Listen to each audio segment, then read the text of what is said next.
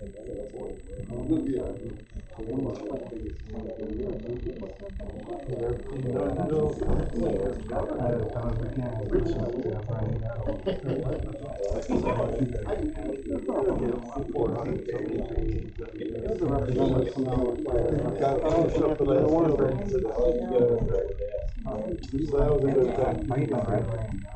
alone? You alone? That's a good thing.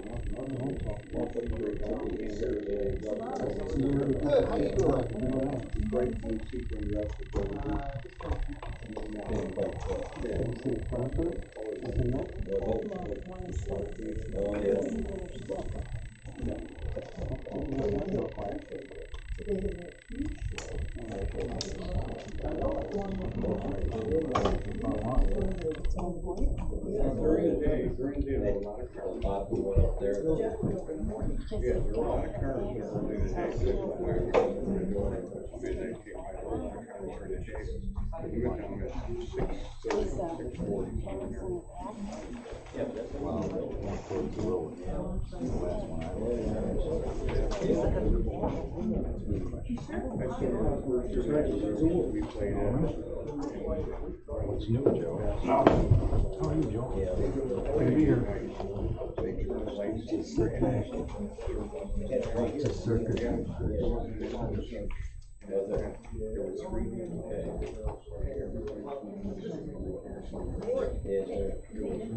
Really good.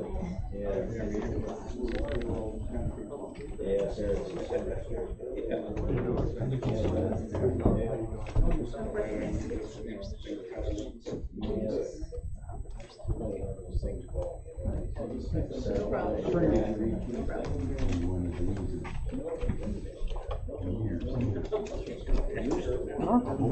Hopefully it doesn't get rowdy.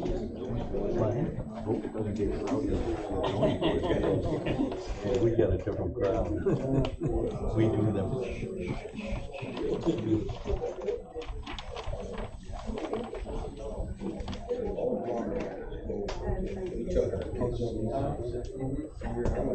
Like is his mother? So where's the baby all back here on this? That I don't know. This is around, but they're making that lot bigger.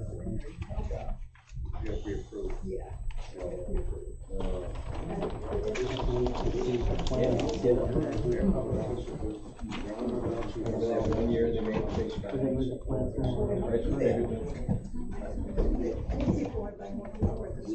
my guy was up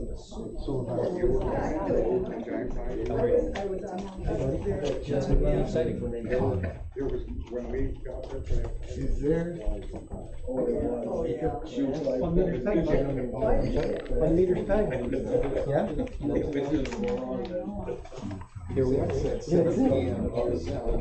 How much would you be? Homework. I'll tell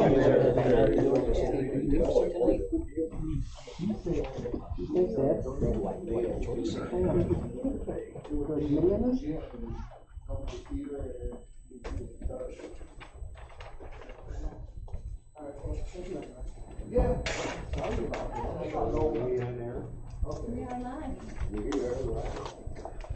7 o'clock.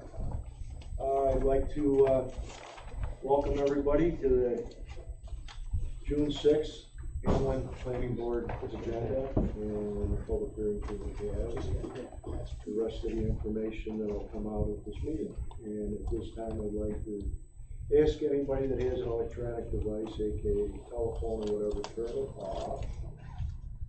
So that anybody that's standing up and has a presentation does not get interrupted. Okay? Although there is one member of the board I allow because he's got access to a lot of maps in case we need clarification. So, and his doesn't ring. And also that fire exits are out the door. To the left is the shortest way, and also all the way down the hall to the right. There's an AED on the wall if needed. Okay, and with that being said, would you call the roll, please? Linda DeRue. Here. Steve Law. Here.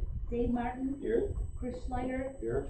Mark Fellerstein. Here. James Nesbitt. Here. Steve Hittner.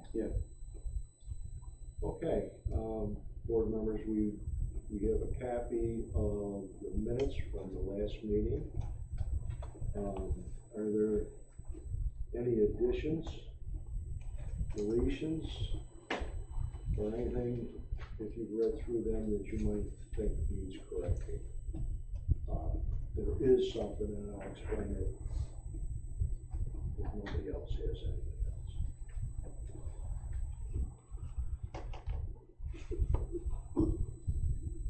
Okay, last month, we reviewed a project,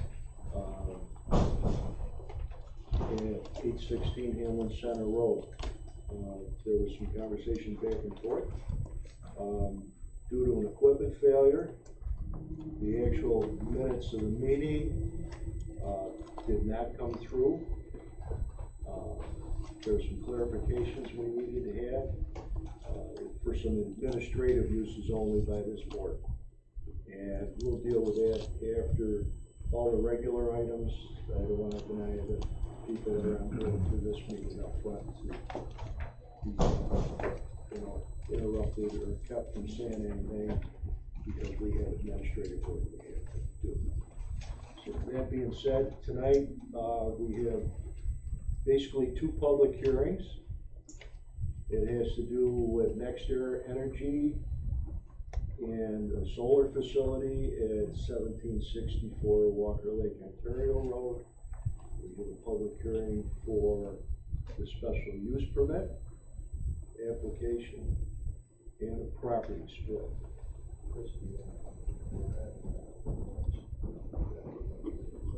We will re-vote on these after we make sure they're correct.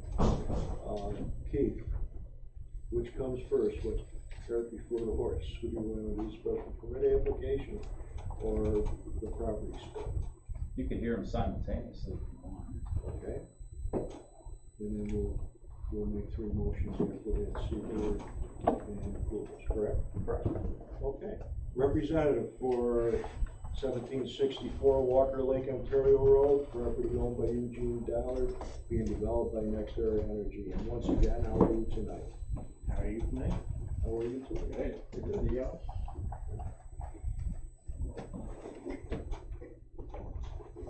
Would it be helpful to go through presentation again for? Yeah, it seems like we have a good audience All right. tonight, and if people are interested, they're there. So,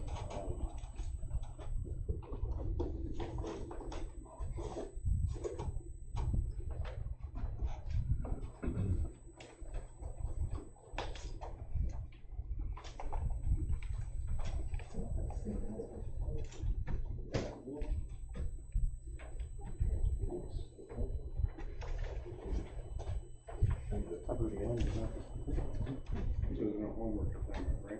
It's not at home. Yeah, you're good. yeah,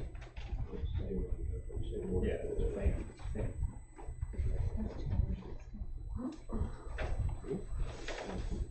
Thank you.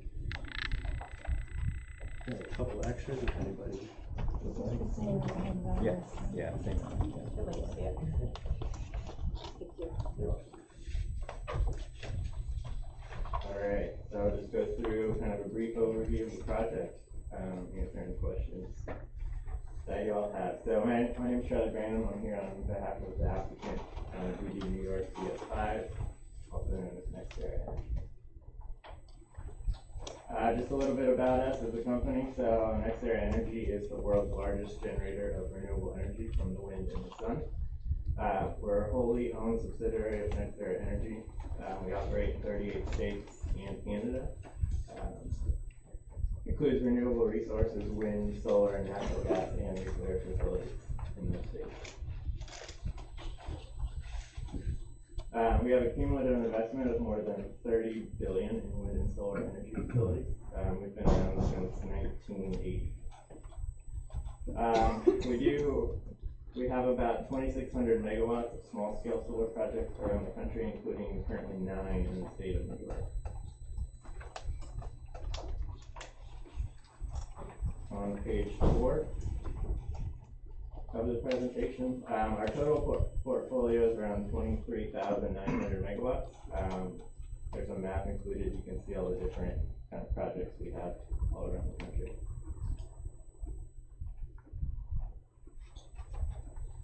Page 5, benefits of solar. So, solar generates clean, renewable electricity to contribute to the state's renewable energy goals, lessens impacts on the environment, places little to no demand on the municipal infrastructure and services, diversifies the region's electricity generation mix, which reduces reliance on natural gas and other fuels. The projects create jobs during construction with indirect economic benefits. They preserve the rural character of the area with a low visual profile and quiet operations. They allow the land to be returned to previous agriculture at the end of the project's life. They directly benefit the local economy through long-term tax revenue and lease payments to support landowners. And this project will be part of the community solar program. So it will be a community solar project. Getting into kind of the site overall, if you go to page 6, this is the parcel of land again located at 1764 Walker Lake, Ontario Road. What we are proposing is to develop a 4.4 megawatt solar facility on approximately 20 acres of land. The total acreage of land of the parcel is 76 acres. We are also applying to subdivide 5 acres of that 76, so it would be a total of 71, just over 71 acres owned by Mr. Eugene Dallard. The project will remain under our control, so we will own, operate, program, and build the program.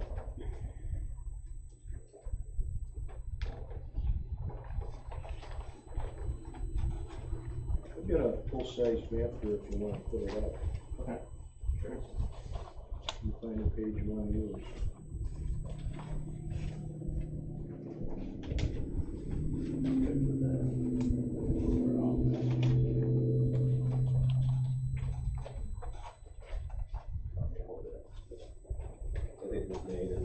Probably put it on the board with the thumbtacks on it to the right.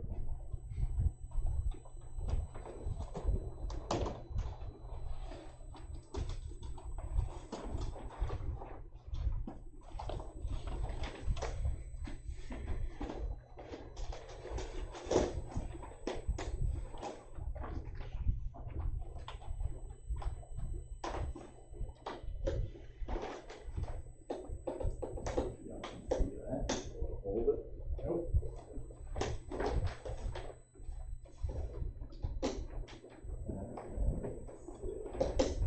Why don't you go around the corkboard? There's 3 thumbtacks over there. You move the table.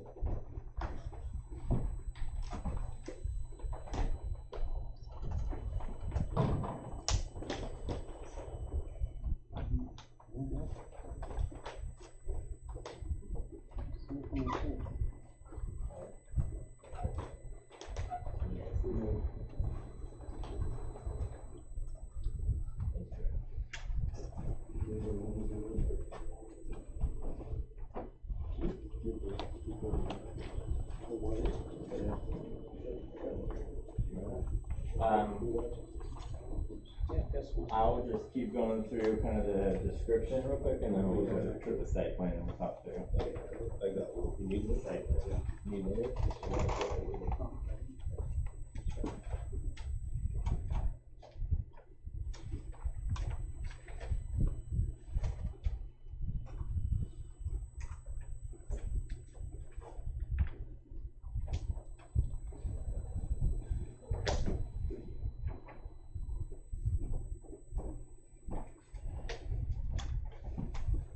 Let's follow line by line.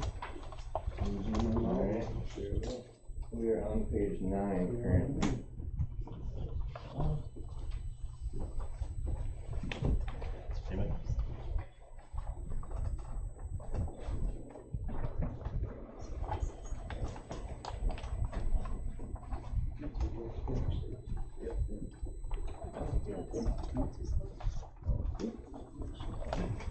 Anybody else?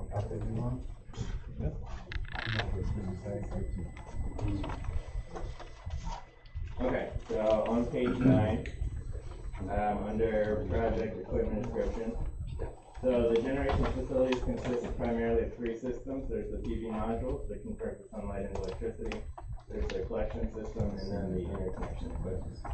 The modules are typically 6x3, include anti-reflective coating, and they're attached to a racking system mounted on steel posts. This project, the racking on the modules will be a fixed system, so it will face south. It will not track the sunlight or anything. The direct current, the way it kind of works is direct current power from the solar modules will be routed through the inverters to convert to alternating current or AC power, which is utilized on the power grid. This project may include 2 equipment pads each, including a transformer and inverter. Page 10, access to the project will be provided surround Walker Lake Ontario Road. And I'll go through that, I'll show you on the site plan. No parking spaces are proposed nor required on site. Temporary construction laydown will also be on site.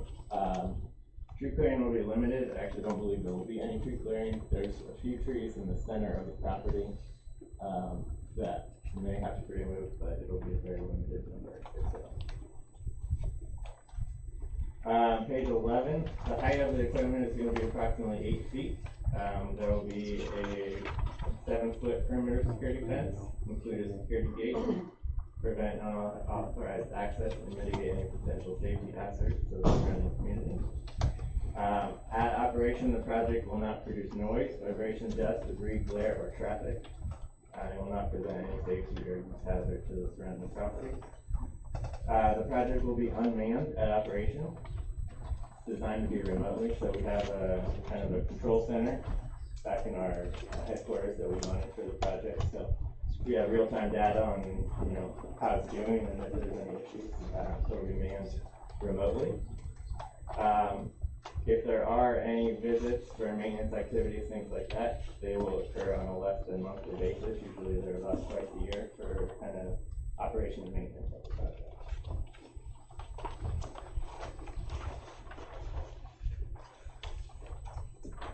Page 12.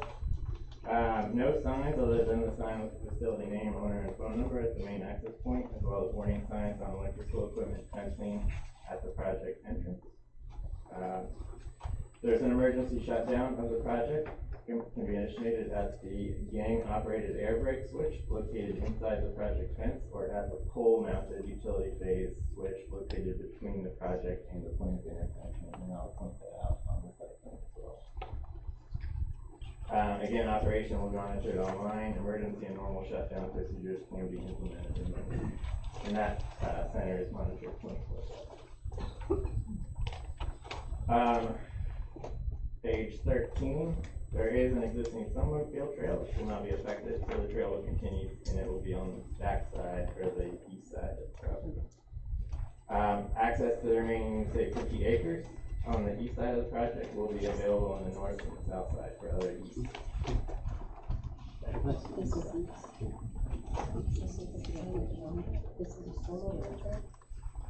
Page 14, there are no known cultural impacts with the project. No archaeological sites, cemeteries, above-ground structures. The Department of Ag and Markets has also determined the project wouldn't have any unreasonable adverse effects on continuing viability of the farm. Page 16 is just a map of the delineated wetlands. This project will not impact any of those wetlands.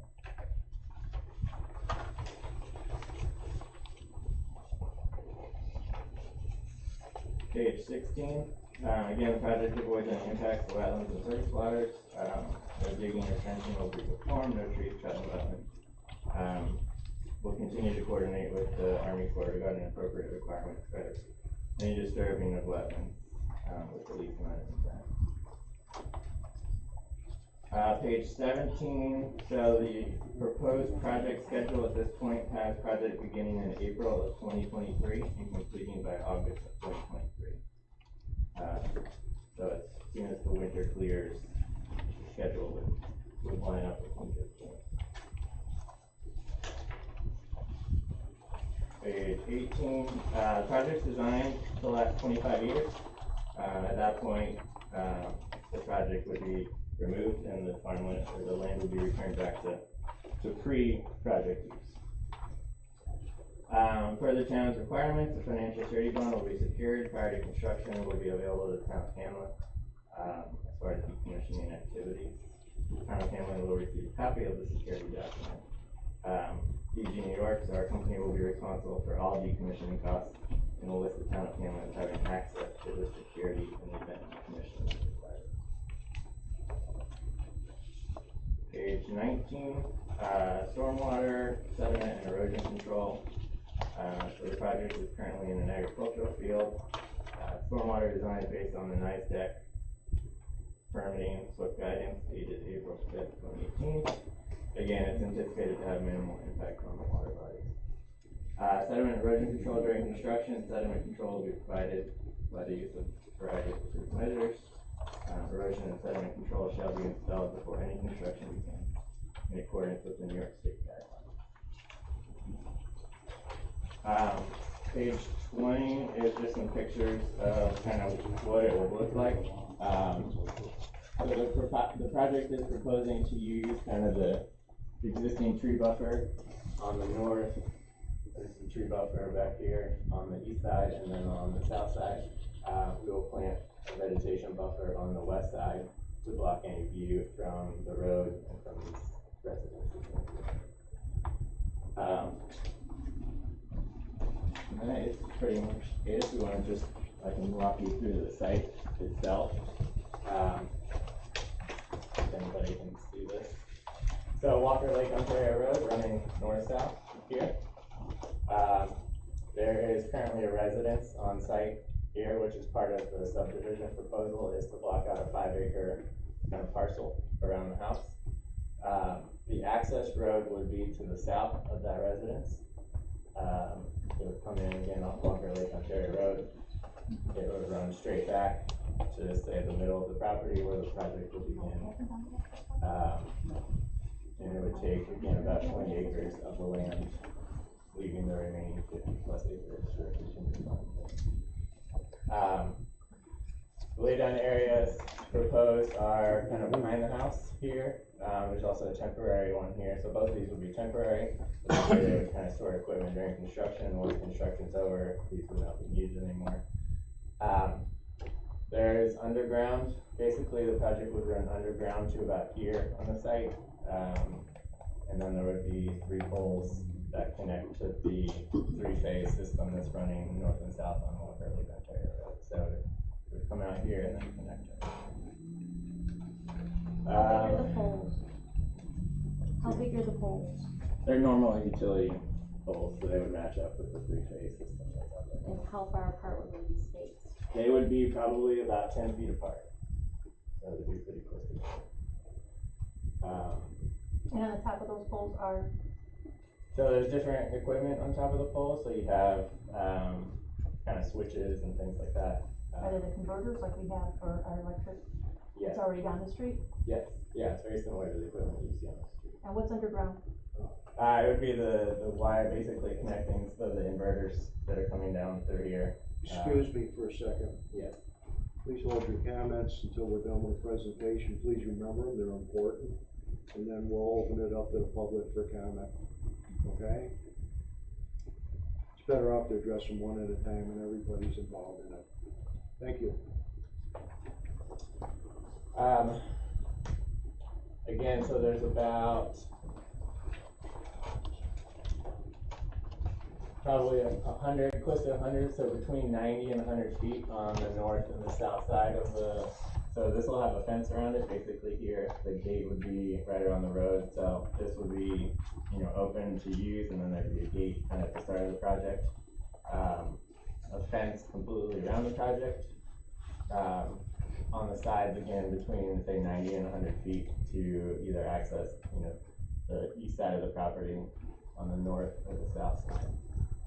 So there's still some room. Again, the snowmobile path runs back behind the project. I think that's kind of a general overview. I will open it up for questions, comments. Just by way of explanation, this has had a life of almost a year. Okay. We've had scoping sessions.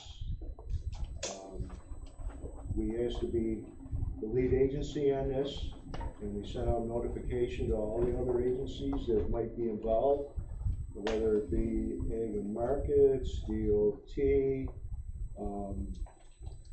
There's a whole long list of people that we normally have to contact, and then they could have the opportunity to challenge us as being the lead agency, including our own town board. We had to ask permission to be the lead agency for the New York State laws. There was no real challenges. I think the DOT was involved with a driveway change location, which made actually a lot more sense. We looked at the project and realized that there was another use on the project, meaning there was a lot and a dwelling on it, so that's why we're having a property split, so we can sever that off from the rest of it. The applicant filled out a long form for draft environmental impact station that was reviewed at a couple meetings. Some corrections made by the applicant.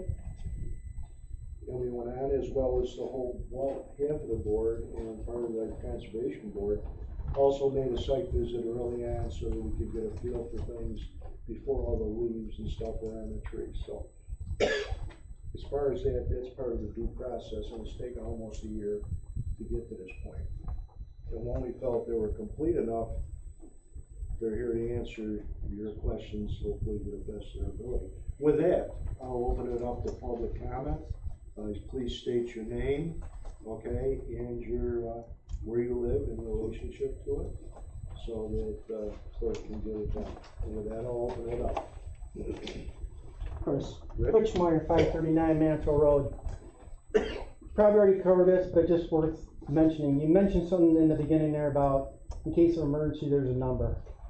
What kind of emergencies can we expect? And to piggyback on that a little bit is, if there is an emergency, is the people that are going to fix it close by? And if not, how long is it going to take for them to get there to fix whatever the emergency might be? Thanks. Good question. So there is very limited, if none at all, as far as emergencies that I've aware of in my time. What would a potential emergency be, though? Just, I mean, there's got to be, it's up there for a reason. I'm just wondering. There's potential, I guess, when you're dealing with electricity for a fire, which is mainly contained to the inverter. So, and as soon as, you know, if there was any fire with the inverter, it would automatically shut down. As far as, what was your other question? As far as something that needs to be repaired, yes. Is the person that does that locally, or is that something that's going to take like 24 hours, 48 hours? Or? So we like to hire local people for that. So we would train them up. We work with the fire department as far as training on all that. But yes, they would be local. So if there was something, we could have them out, you know, depending on the time of the day, within a couple hours. If it's overnight or something, depending on, you know, all that. But they are local, and so we generally have them out here pretty quickly to fix whatever issue. And we did have a discussion at one time about some fire training early on this, and which is good for all the local fire departments. So we're still looking at it, including the fire departments looking into it themselves. So, very good question. Do you have any more? Go ahead.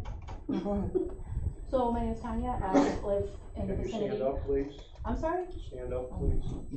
Okay, my name is Tanya, I live in the vicinity. My question is, there's been, the DEC as well as a numerous amount of other people checking the safety of the solar system, safety of the ground, safety of the plant, safety of all those in particular. What about the safety of what happens when the converters, let off a, let's say radiation? Is there radiation? Is it contained? I mean, I'm not a scholar, but I have done some research and I do know that there is radiation that comes from these, and now you're putting numerous amounts of these conductors in the area of these people that live there. So I'd like to know what the safety, has it been tested, and how long has it been tested? This is a newer thing, so there Yeah. hasn't been a lot of years of testing Right. on this. Right, yeah, and we've done, I mean, our company as well as other, solar installers around the country have done lots of tests on it. So that's your company. What about like a third party? Has there been third party testing? Yes, yeah, again, a bunch of the solar, like any solar developer has run tests, third parties have run tests and all Is this. there some way to get those results? They're probably, if you Google them, they're probably online. So what I Googled and already found wasn't very like helpful in your behalf. Okay. So that's not gonna keep me feeling safe regarding this. Okay. So what else can you tell me that, what happens with these converters and these solar panels? I mean, we know that you're adding a lot more into our environment, and that's something that should be a concern of anybody who lives in that area. And when you say the conductors, you mean the inverters? The inverters, the changing of, solar power is, is safe in one aspect, but when it changes over to the power that we need, what happens during that change? Okay, so yeah, you're talking from the DC, from the time the sunlight hits the panels as DC current to change to the AC current to go into the grid. So I mean, as far as all the studies I've seen and everything that I've researched and what we've looked into as a company, those inverters do not delay or produce any sort of radiation. So I will be happy to look into that. I mean, they've done numerous studies and found no environmental impacts or radiation impacts or anything like that on the project itself or any sort of neighboring properties.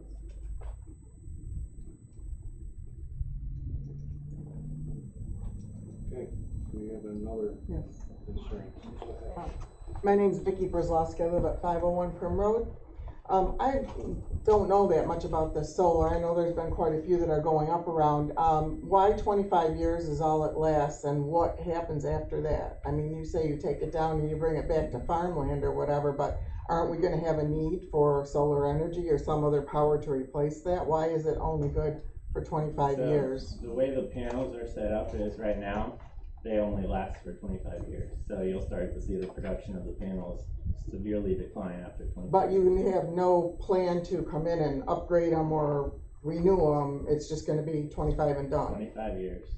And what happens to the panels? What, are they recyclable? They're recycled, right, so we'll come in, take out the project, again, put it back to the way it was before the project was even here. So we'll take out all the steel posts, all the panels. So people that sign up for the solar energy on their electric bill and everything, after 25 years, they're what? So I would, again, I don't know, but I would assume that there would be other solar projects that would, That are gonna take up more over. land someplace else that we're using for farming? could be. Well, it kinda doesn't make sense to me for it to, it seems like it's a temporary fix, and you're only in it for the 25 years to make your money, and then you're gone, and everybody that is looking forward to the energy that they've been told they're gonna get from this has no plan to replace it with anything. So aren't we gonna be right back to where we were before we had solar?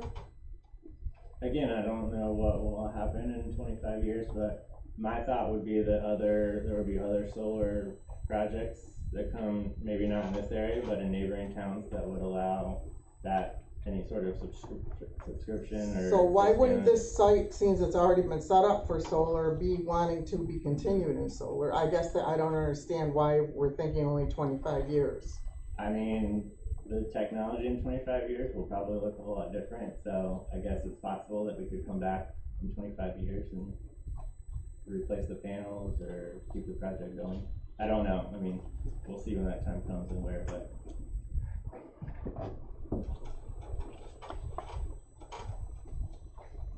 Go ahead. Hi, I'm Wendy Trippy, and I live right across the street. I have two separate questions. One is, you didn't seem to touch on what the, environmental impact would be towards noise. Specifically, I'd like to know if we're going to hear like constant humming, you know, things like that. Secondly, can you give a little bit further explanation to why you decided to move the access road? And I'd like to, you also did not address how much, traffic is gonna be impacted by this, both during construction and afterwards. Okay, sure. So as far as noise, you will not hear any noise. If you go up to the project and you're standing next to a transformer or something like that, you might hear kind of a low hum like an air conditioner. That's if you're standing right next to it, otherwise you wouldn't hear anything. It's completely, for the most part, noiseless unless you're standing close by. We moved the access road, one, because there's a little flood area up here to the north, as well as far as the subdivision. So in order to carve out the 5 acres for the subdivision and have room, there wasn't room to carve out 5 down here. So because of the proposed subdivision, we moved the road to the south. But the farmer, can I just interrupt for a second? The farmer already has an access road that's like maybe, I don't know, 200 feet to the south of that. So I just don't know why you guys are staking out to put the access road directly across from our driveways when there's already an existing one with a pipe there for the swale that runs there. We were also trying, so there's a driveway right here for the house. So we wanted to give a little space in between the 2 driveways for the DOT, versus using kind of that existing dirt entranceway that's there now. So that was the rationale behind the access road. And then third question. The traffic impact. Traffic. So during construction, you'll see traffic kind of coming and going from, 5 hours while they build the site. After that, there will be no traffic unless there's some sort of maintenance repair, which will be a single vehicle. Operation and maintenance, as far as, cutting the grass and maintaining, should do it twice a year. So there'll be a truck or 2 that comes in twice a year. Otherwise, you won't see any traffic. Okay, but during construction, how much traffic is there gonna be? You'll see kind of the construction crews, materials coming in and out. So there's probably a couple trucks a day.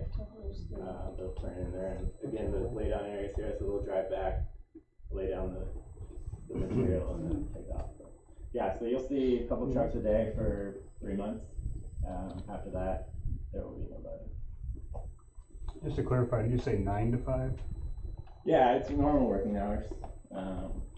Is what they typically operate by.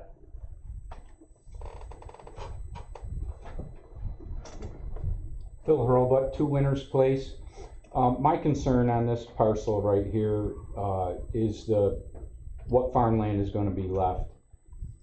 The way this parcel, the way it's drawn right now, the solar farm pretty much takes up the best part of that whole parcel, and it doesn't leave much to be farmed for the rest of it.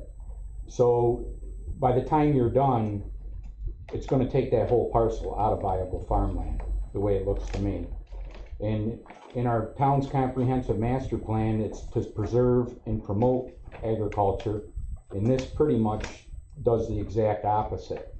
And then what access can the farmer, if there is access to what's left, will he be able to access that road that you're putting in? Sure. So again, total project area is about 20 acres of the 71 acres. So, there will be, I know some farming has been done in, say, this area, the front section here, so that would still be available. And then there's a good portion in the back. As far as access, again, there's about 90 to 100 feet on both sides that they could access the back of the property. I know there's some kind of cut, I think, in the tree line that they might access now, but those would be available to come through. So they would still have, access on both the north and the south side of the project to get to the back area. have this area as well as here, so these two areas and then all the acres.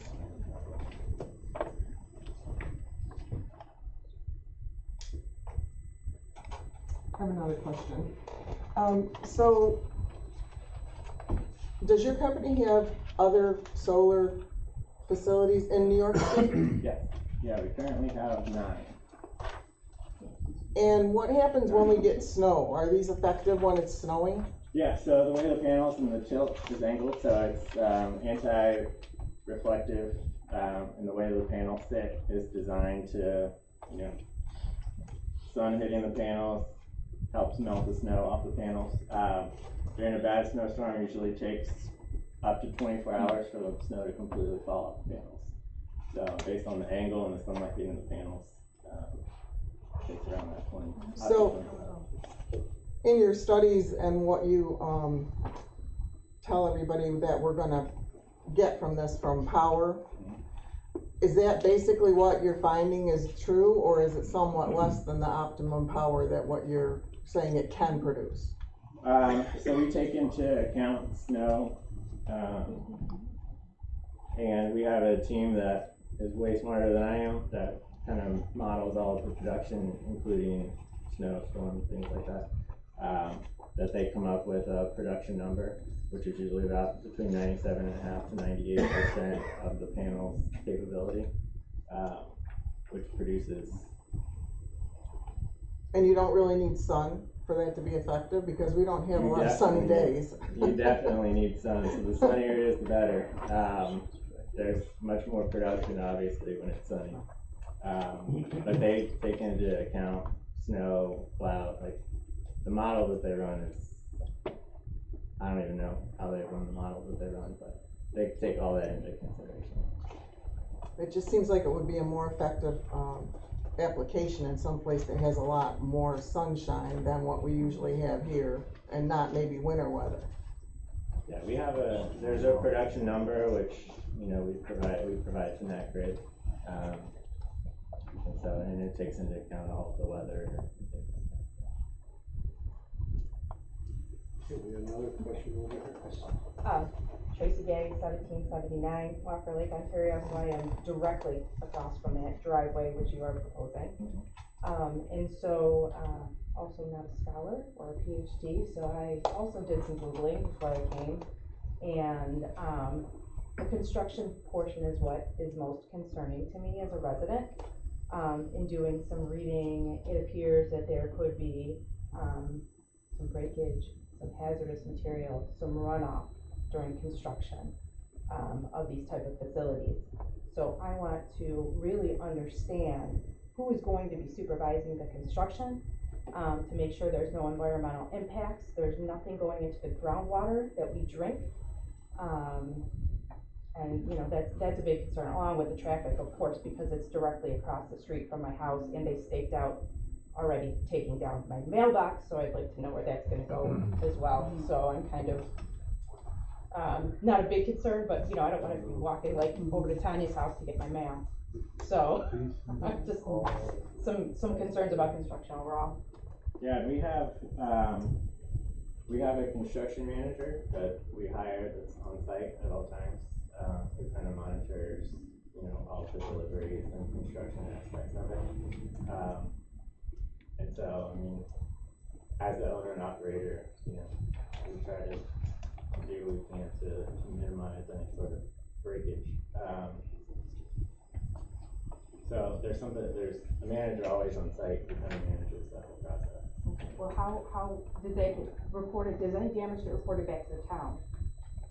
Or how does that, because I'm really concerned about it, as well as What kind of damage? to the panels. The panels are what causes contamination. I would imagine that your manager on the site has to account for the panels. And if there is damage and one gets broken or anything, it's gotta be within a containment area. If you were to look at other examples of this, and just by way of explanation, I was on a site today where they had a mailbox out front, and you say, what is the mailbox out front for? Okay, with an address for this facility. Well, that's for the stormwater management plan that's mandated by the state of New York and the DEC. And I met up today with a guy on site in town that was from Syracuse, and he had 5 sites to hit through the course of the day, okay? And every week, per New York State DEC law, you have to fill out reports for every 5 days in every event, okay? And it has to be documented, it has to be left in a mailbox, copies have to be available to the code compliance officer, okay? As well as the stormwater manager that's coming out and taking a look at it. And this happens on all sites in New York State, or should. Is it But gonna it be? is a requirement. I think there's somebody here in the audience that's smiling at me because he's a superintendent on other sites, and he has to make sure it happens.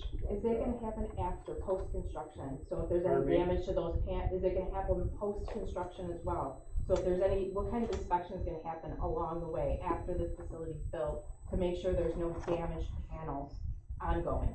Is that also part of the ongoing plan? Well, that would be up to the site manager to stop weekly. I don't know if the utility company's involved in that. Yeah. Is there a partner type thing? Yeah, utility They're companies are required by involved. federal law, I believe, Right. to visit the site on a normal schedule. I don't know what the schedule is. We can't supersede the other governmental agencies, but, I just wanted to be able to be aware if there's some kind of something that we need to be concerned about as the neighbors to this facility, because. if you walk across the street and open the mailbox, don't let the mailman catch you, but it'll all be there for you to read. For Yeah, but that's where my stormwater mailbox management. goes. Where's my mailbox gonna go? Where's your mailbox gonna go? Well, you get hold of that crew foreman, and he'll put it any place you want it, okay? And even if it needs to move to another site, I don't know if the US mail. US Postal goes both Service sides. has domain over to our mailboxes and what goes in them and who can access them. So that's something for the Postal Service to determine where the mailboxes go. Well, I realize that, okay, but if you have a problem or damage to it, notifying the town would probably help. Okay, so it can be replaced. And as far as the breaking of panels, so after the project is operational, again, there's a command center that watches the panel breaks for some reason, they know right away, and they can send somebody in to fix it. Because they're very, I don't know if anybody else has done the same reading I did, but it appears a broken panel is extraordinarily dangerous to the environment. So, and the neighbors, so that's my biggest concern is, who's gonna be managing, watching this, and making sure that we're not getting any, Yeah, we have, oopsies during construction or afterwards. yeah, So you keep saying, yeah, but you're not the neighbors, you're not the one, I mean, you don't live across the street. So you're not the one that has to worry about the EMFs and the breaking of the solar panels. There has not been one time yet that somebody has said, you know what, here on the board, we'll take care of that, we'll oversee that. I don't feel like anybody here is in our favor at all. I don't feel anybody has said, you know what, we're gonna take care of the neighbors, we're gonna make sure this doesn't happen, we're gonna follow through. So why don't you give me the name of somebody who's gonna be the follow-through guy? Because that would be very helpful for anybody that's in concern right now. I'm happy to, so again, we'll have a construction manager on site, I'm happy to provide that name to the board. So he's on site for the couple of months in April when you guys are working. What happens after? You keep saying that this manager, there still isn't somebody that's on site, or that's for us to access, After it's operational. after it's operational. So there will be, so again, it's operated remotely, it's manned remotely, but there will be, we'll have a contact person for somebody who can fix it. There's also phone numbers and things like that on the fence outside if there's an issue. That's again, phone numbers for your company, I understand that, but there's still not somebody in our favor. There's not a third party that needs to be in our favor. Not in your favor, it's kind of biased to have somebody that's gonna come and talk to us from your company. So even after the construction manager is gone, they're still responsible for the area.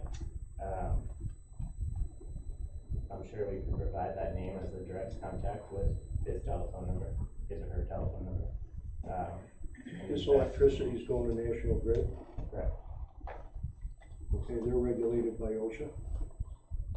Okay, get online, there's a lot of information for placement of equipment that could have EMS, okay, and charts for electrical lines, transmission lines, and what have you. A very large project like the long, tall ones you see that are going across fields, they have they do have some EMS.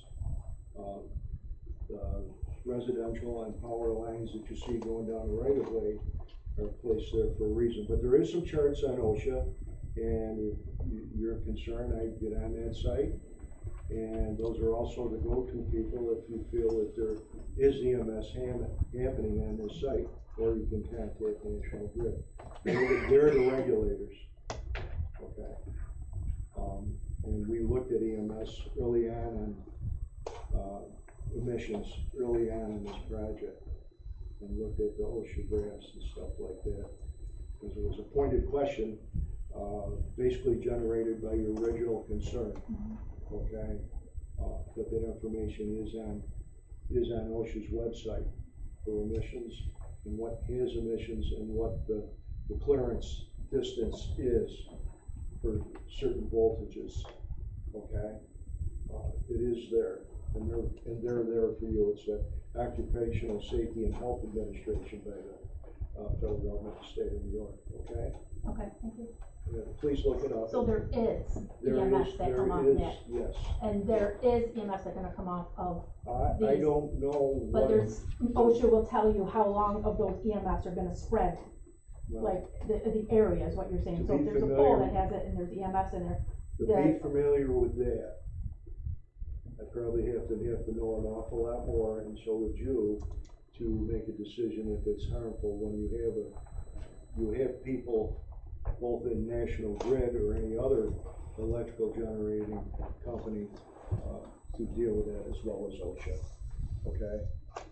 So there is ways to make sure things are safe, and I'm sure that they're going to do that. Is there any other questions? Go ahead. Hi, my name's Joe Brightly. I currently farm that piece of property. And you said there's gonna be 50 acres left. Can you break that down for me? You say it's 20 acres.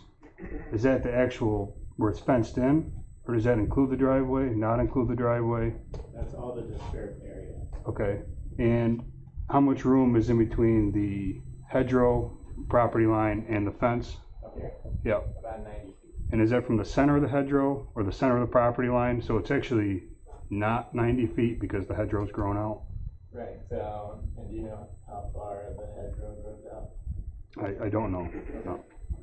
But I know if you take your hand to the right, see where the wood line comes out? Right, Keep going to the right. yeah, over here. Okay. There's probably not more than 10 feet there. Okay. So one of my questions is how am I supposed to get to the back and then get my crops out to the front? Right. So you can also access it via the south of the property, which has a little bit more room, so it doesn't feel like it doesn't cut out as much. Okay. So, I mean, right now it's 104 feet in between the center and the fence. So you probably have 50, 70 feet. If there's not enough room, is the solar company willing to make it so there is enough room to get back there?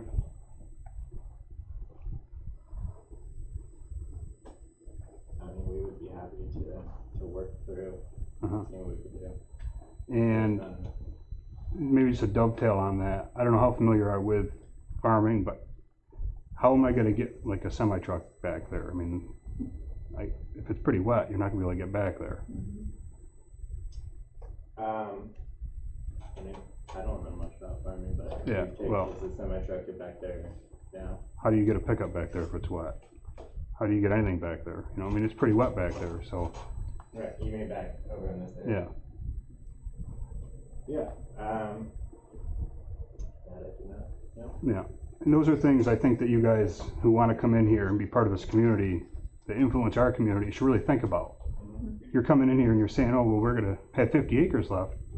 Well, that's actually not true. 15 of that, or 20 of it's actually woods in that parcel. So to farm, it's really totally 50 acres. Then you're gonna take 20 out of it.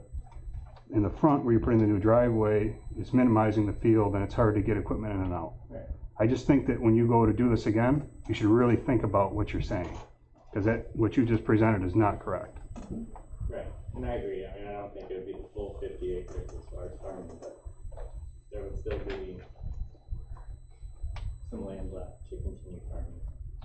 I do have one other thing is, I've been lucky enough to be by 2 of these projects being built. I moved and then I have another one. I would like someone here to make sure that when you say 9 to 5, that means 9 to 5. These people, they're gonna hear pounding for a couple months. And sometimes they start a little bit earlier than 9, meaning like every day. So as a town board and you as a company, you need to think about the people that live right next to this, because it does affect it. And when my kids can't sleep, I can't sleep. And then I get upset. When my kids are upset, I can't sleep, then I get upset. So I'd really like you to think about that. And if you say it's 9 to 5, we're gonna hold you to it. Yeah, and it'll, Wait, if you've experienced this before, what type of pounding and noise is that? Because I just asked them about the noise. You wait.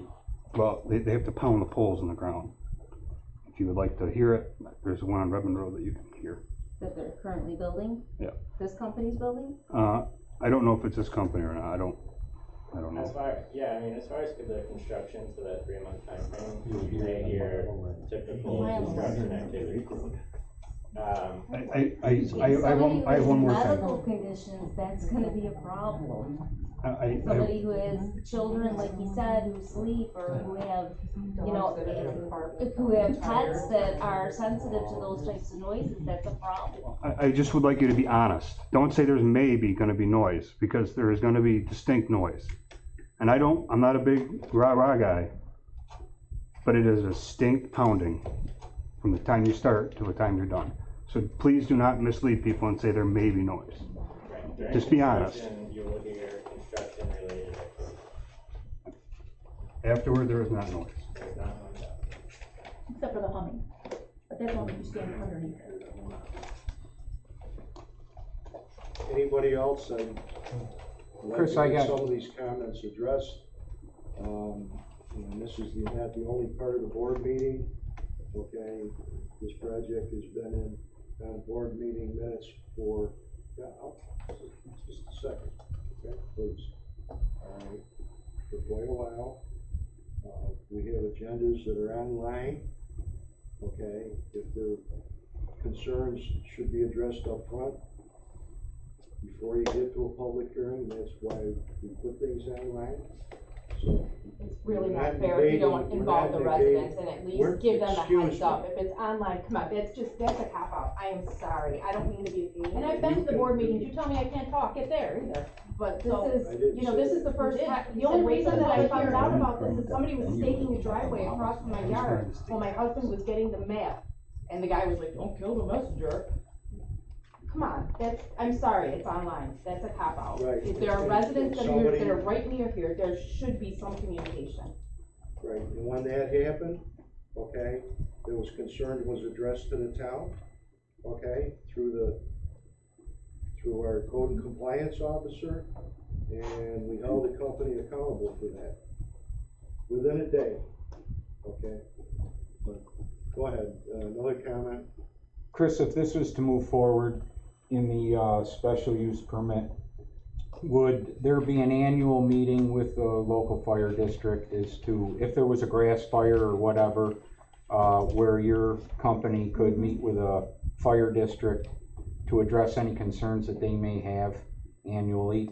And also, would there be something in the special use permit where the town is aware of when you put power to the grid and the operation goes online, so the town is aware?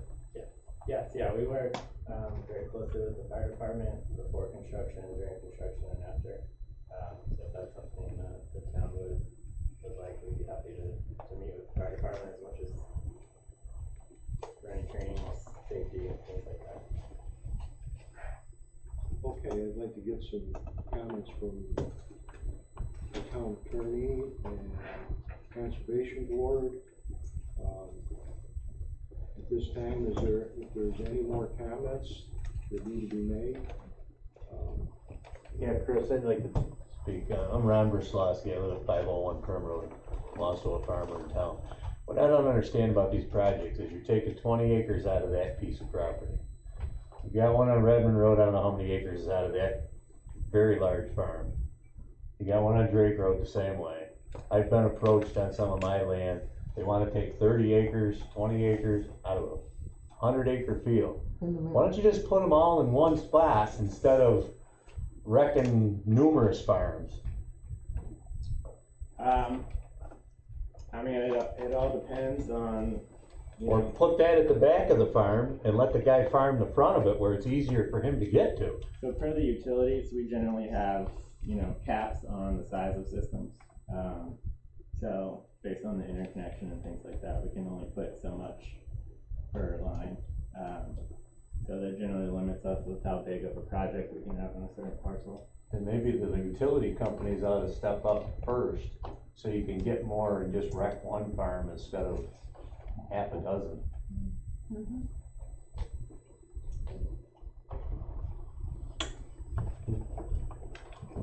Okay, Jane? I don't have any comments further than what I've addressed before. There are some wetlands to the east of the property, so I understand when you're talking about farming back there, there are times when it is wet back there.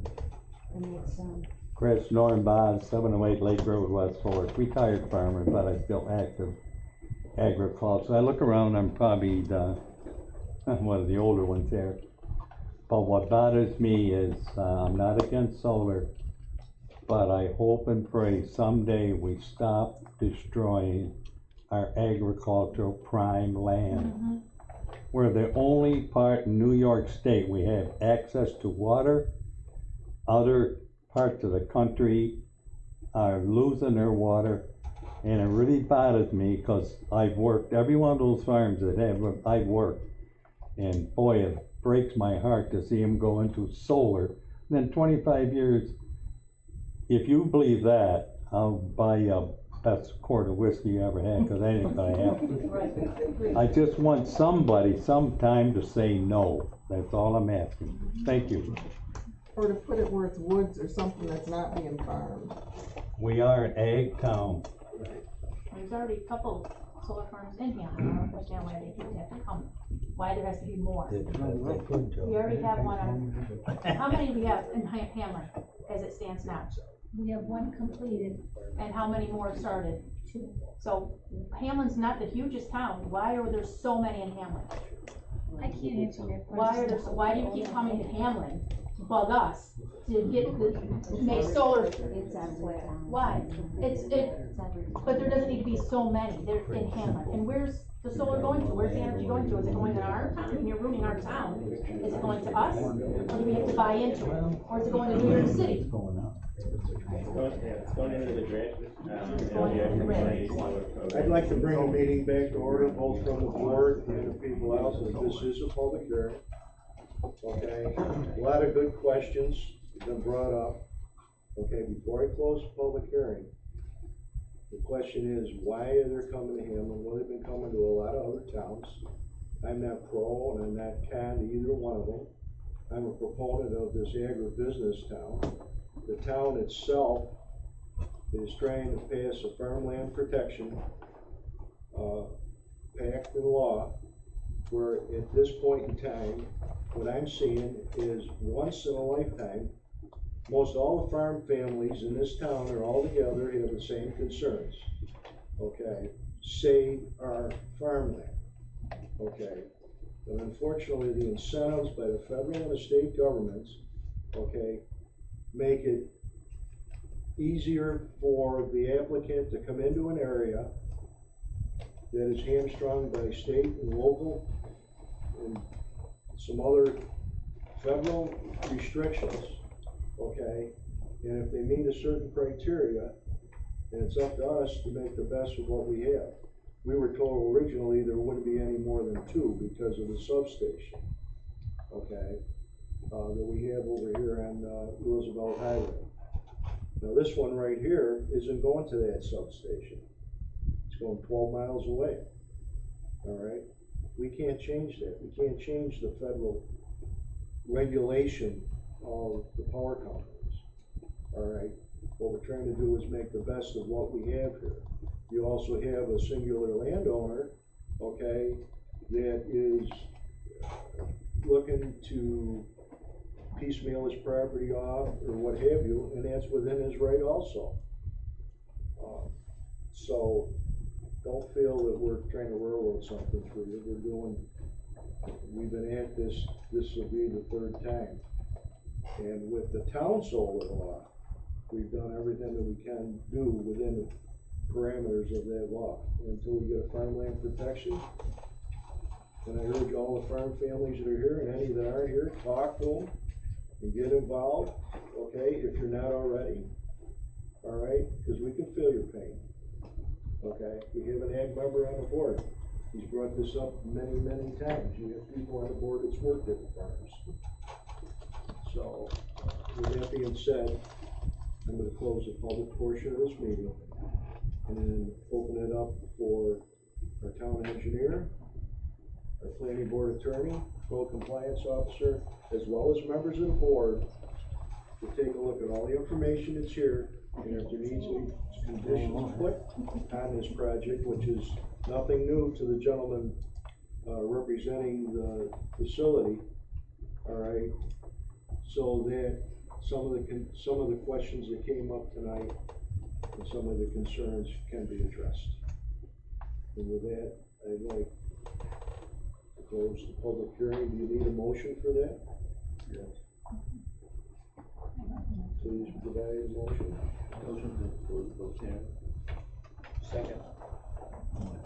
Hold the vote, please. Linda Drew? Yes. Steve Law? Yeah. Dave Martin? Yes. Chris Schleider? Yes. James Nesbitt? Yes. Mark Fellerstein? Yes. Steve Bittner? Yes. Okay, JP. So yeah, we've had this project in front of us for going on a year now. We've reviewed their site planning, their environmental review, their stormwater calculations, their stormwater reports, their decommissioning plan, traffic impacts, noise impacts, visual impacts. We've been through a lot of this. It's been a long process, of course. Our engineering concerns have been addressed in terms of the civil engineering type things. And yes, there's gonna be traffic, there's gonna be issues of noise during construction. All we have to do is see some of these other sites, for that temporary construction period. And the visual impacts are gonna be initial until the tree growth gets better. So basically, we've been through it a lot with the engineering, and I'm satisfied with the engineering. Do we have any other questions or concerns about the splitting of the property? Nope, they provided a plat that's suitable for subdivision of the property, so that can be Keith, concerns, recommendations? As I understand it, we already sent out the seeker notice to be lead agency, so we would have to finish up seeker this evening if we're going to move forward this evening. By affirming your status as lead agency, the 30 days has elapsed, and as far as I'm aware, no other agency has responded and is interested in taking that mantle. With regard to special use, the special use permit is a stack of conditions. So if the various board members have conditions that they want to impose, now would be the time. So go out and collect them all if you're going to do a motion. For example, if the applicant is telling us that construction will be limited to 9 to 5, then a condition of approval that says all construction shall take place between the hours of 9 a.m. and 5 p.m. Monday through Friday, and no other words to that effect.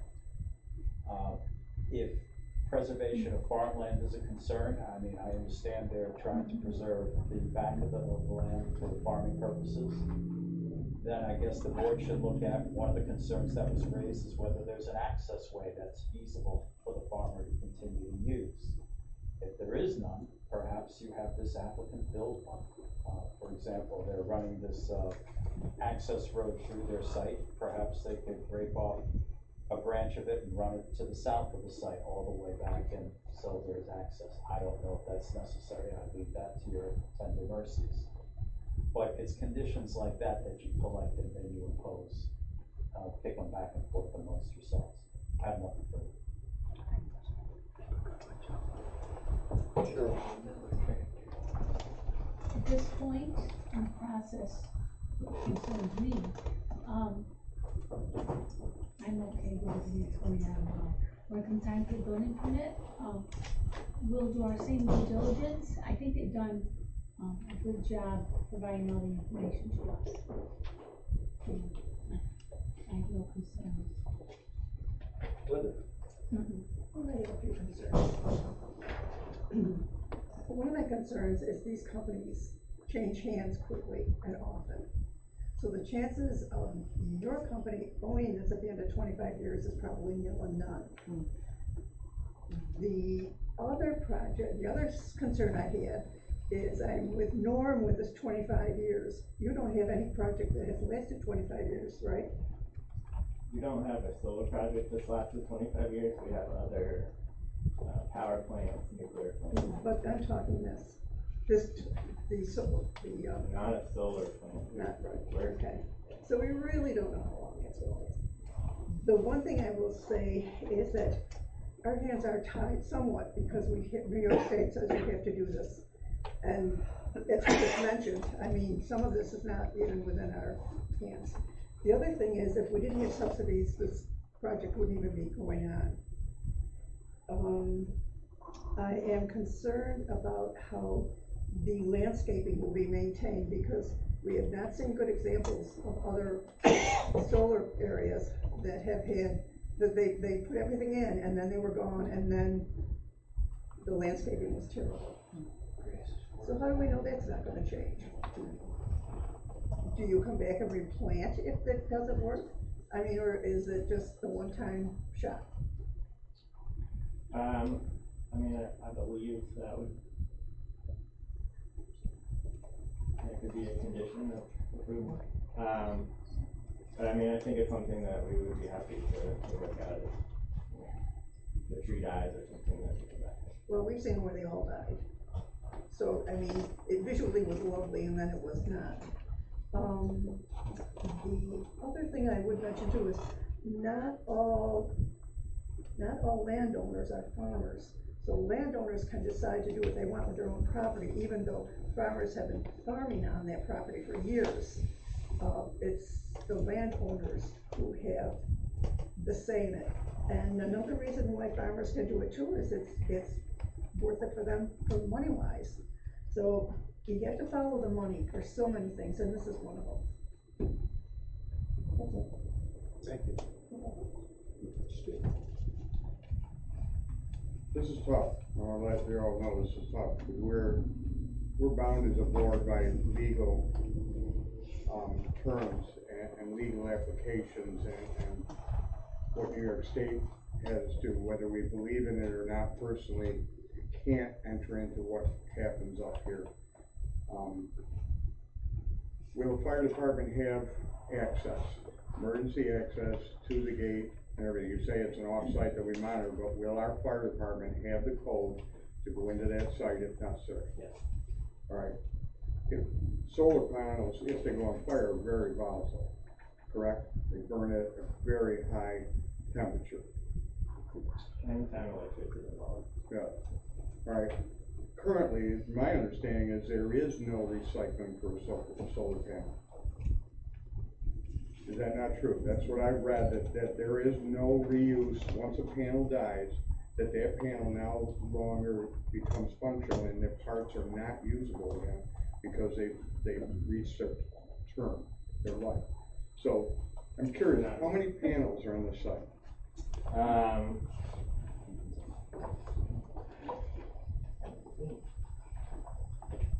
There's a lot. Thousands? More than that.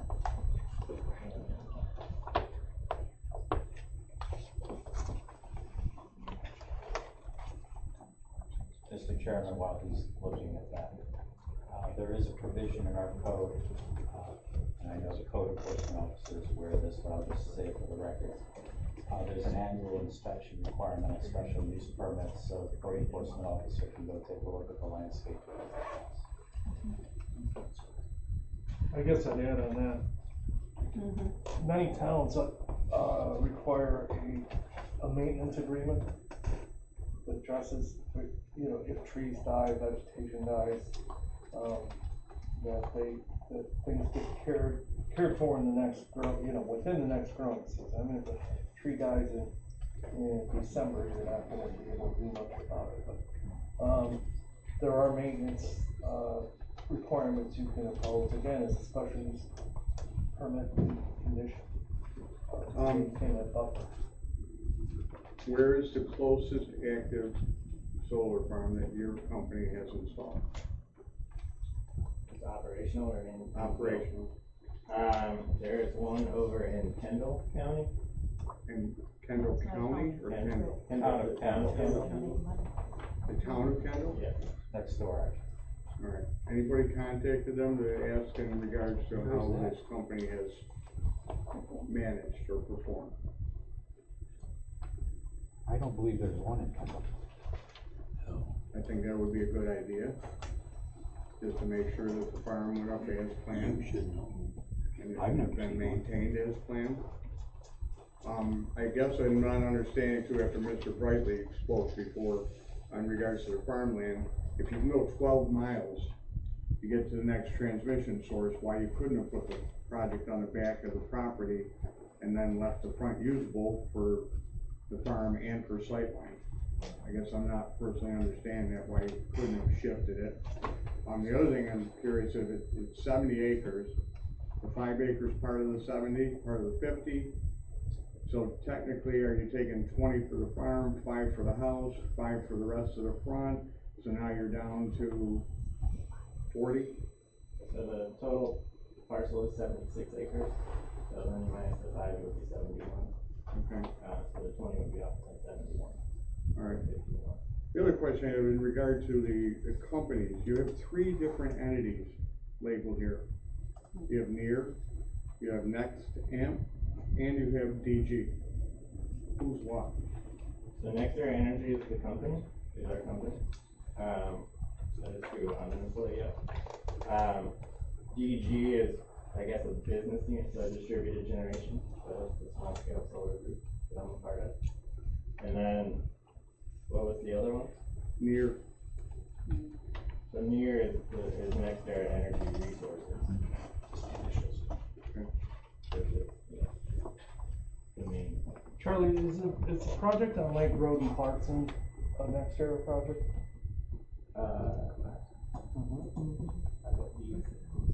We have one off of Lake Road, I don't know if it's that. Yeah, I believe it is. Redmond Road, east side. Yeah, on the east side, that's a next. Couple miles north of. I believe that's a NextEra project. How deep are the pylons? About 10 feet. 10 feet, what's the material? Steel. Galvanized steel, regular steel? I mean, has any test been done on what it does? I mean, you're talking thousands of poles, correct? Again, I do not know the exact number, but there are a lot. I'm just curious, anybody's ever done any study as to what that does to the groundwater in regards to that number of steel poles being set 10 feet down in the earth? Just a concern. That's really all I have. Like I said, I feel for all the people here speaking on behalf of their homes and their farm. When you talk panels, are you talking racks, or are you talking so many panels per rack? So many panels per rack, so the panels themselves are 6 by 3 feet. And how many racks then do you have? It'll be a lot. I'm trying to find an exact number. There's a lot.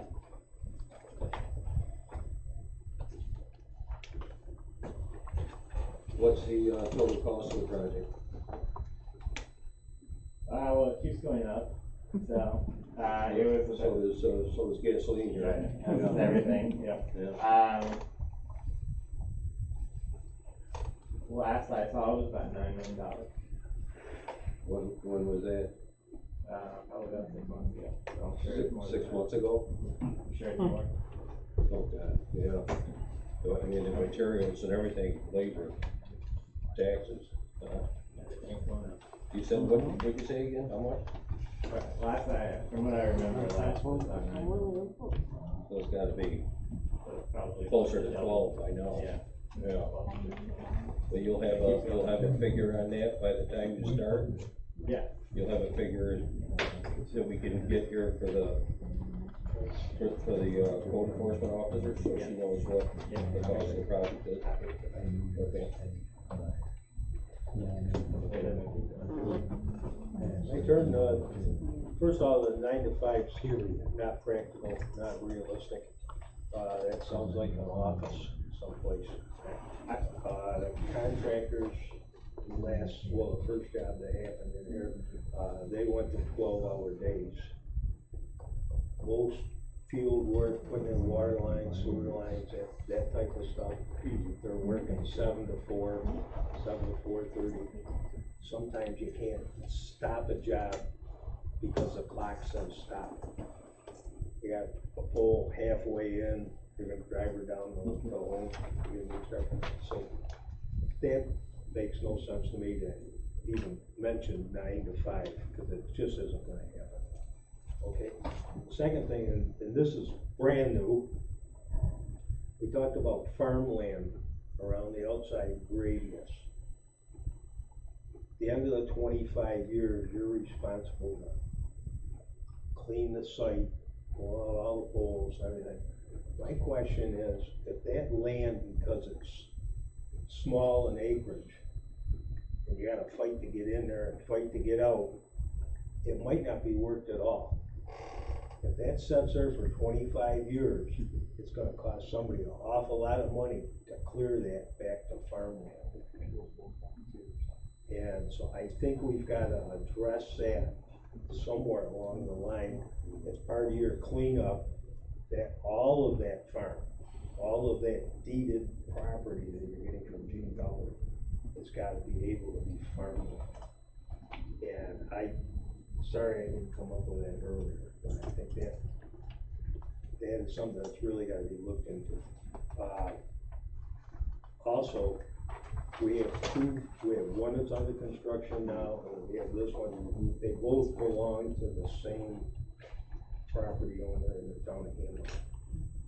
Okay, so apparently he's not as concerned as the active farmers about his farmland. And if you look at this and look at the amount of wet area in there, it looks like this lot was picked because there's quite a bit of that's not very good tillable land. So that's where the choice might have come from. Outside of that, this is tough being here. Can you hold it, let me go last, I've been trying to get notes of everybody's, so I have a list of conditions. I'm concerned about the lack of concrete answers to questions that you've had, that you're given. There was a lot of lots, as being the answers for the people, or I don't know. I'm concerned about that. I'd be a lot happier with more concrete answers.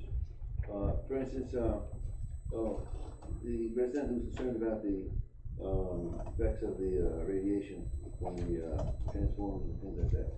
There have been studies done, and there have been independent studies done. And I'm really kind of frustrated a little bit that you don't have that information at hand for people to say that yes, it's been studied by this organization who's unbiased and it doesn't affect in any way the college that did the study. And I'm concerned that you don't have the answers to that. And I think that there are other questions that should have been addressed more concretely, like for Mr. Brightly was concerned about access to his farmland. I'd like to see be able to say, yes, we will make sure that you have access to your farmland in this project. Be able to do that. I would like to see a punch list perhaps given to you with these questions that people have had, and have you had the opportunity to answer those questions? in a more positive way, more understandable way than just vague answers.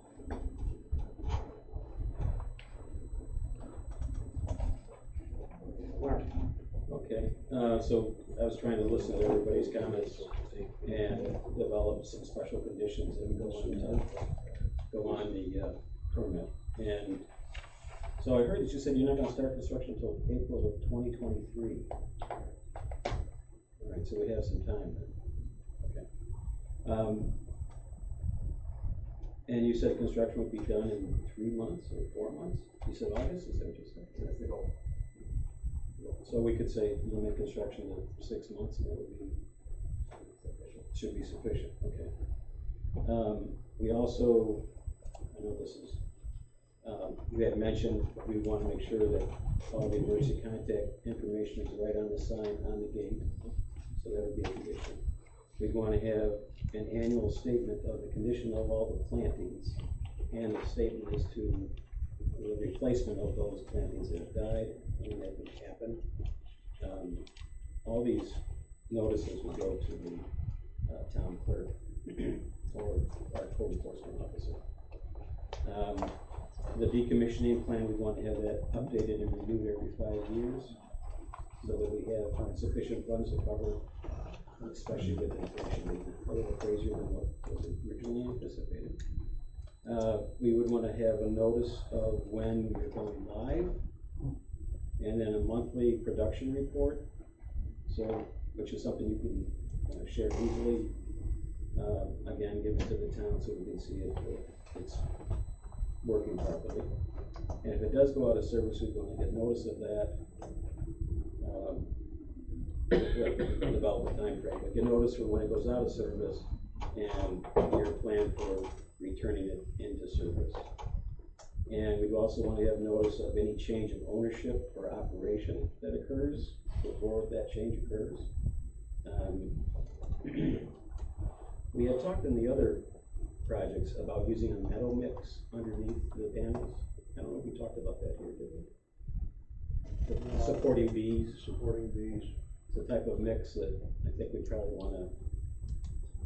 And that can be trimmed twice a year when you're doing all the maintenance on projects like this.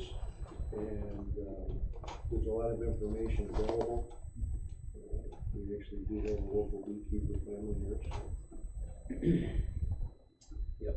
Let's see, we would want to be provided a construction value before the building permits issued.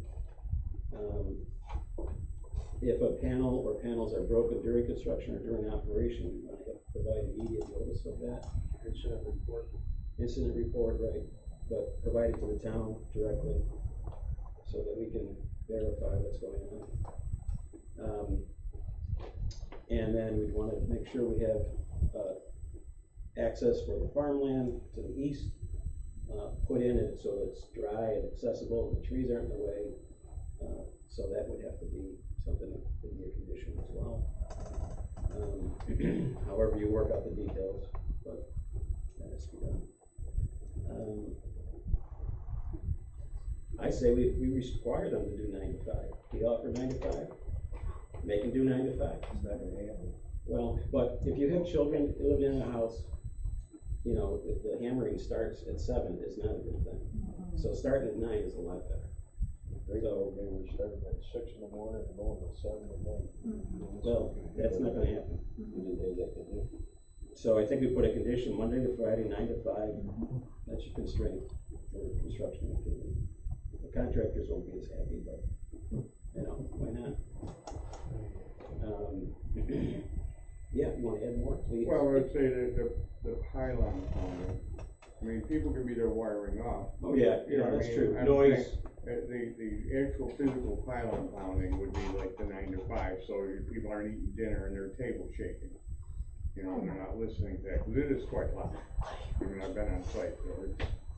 It keeps getting worse. 10 foot, that's, you know, there's some pretty hard pounding, so I would say as a condition that the Yeah. pylon would Okay. work. We could fine tune that. Yeah. Yeah, okay, that's a good idea. Yeah.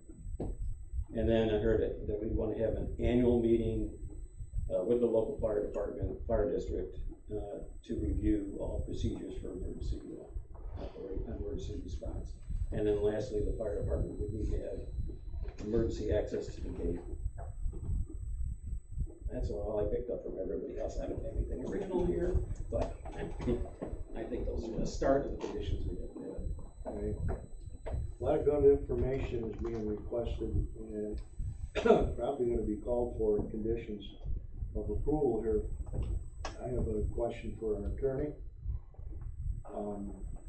We combine the public hearing titles to look at the special use permit and a property split.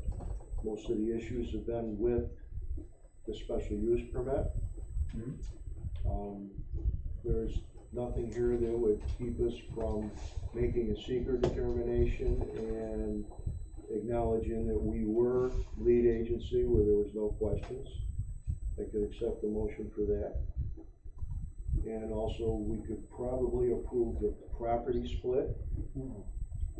Okay, because it just puts the actual property into residential construction and denotes the character of the facility as what it is. Do you follow me? I'm following. I'm waiting for a question. What I'm looking at, there's been a lot of really good questions and concerns. We do feel somewhat hamstrung, and we have been in the past. All right. I would like to have the applicant try to address some of the real medical concerns. Okay. Digest what special conditions you can expect for a month, and then provide us with a report, or you're showing up at next month's meeting to address the emissions, okay, distance to poles, the other questions about studies which are out there. If you have some questions on that, feel free to contact Mr. Hittner, because he did a white paper on it as part of the review, okay, with probably 8 or 9 different colleges, medical societies, and power grid people. All right, so make sure you cover all the bases on that, because that's legitimate, it's a question. Okay, that's what I'm looking at. So at this part in time, I've closed the public part of the meeting, okay, and I'd like to have a motion for recognizing our lead agency under seeker, okay, that we've received no significant questions. 30-day period is long past, only because people working from home in the state and everything else, and COVID that we've experienced through this horrible time we've had in the last year. So with that, I entertain a motion. So are you asking us to just denote ourselves as lead agency and not do the environmental people? We can do seeker also. That's what I. Because it's over. Yeah. You know, we're not gonna get any more stuff. I just wanna make sure I understood what you're saying. Right, I think the property split should happen. That gives time for everything to be turned over to county assessor and make that whole for the assessment rolls and the property designations. So with that, Keith? Okay, I did attach to my papers a couple possible resolutions, if you will permit me. Speak it, and somebody can decide if they want to move it. Whereas notice of the planning board's intent to become lead agency was issued to the other involved agencies, and no involved agency is objected. Whereas the planning board, upon its review of the record, the testimony, and having completed the long form environmental assessment form, has taken the requisite hard look at the proposed action.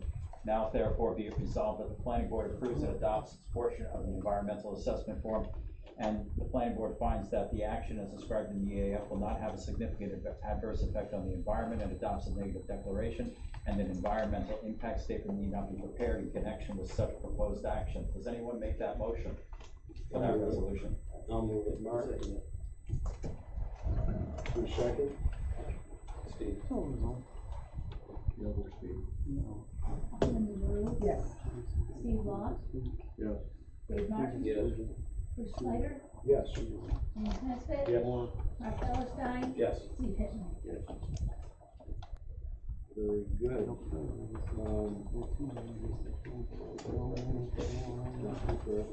We need to do a secret for that also? You just did. as Right, opposed to- okay. You have to do a negative declaration. Negative declaration, yes. Yeah, I do.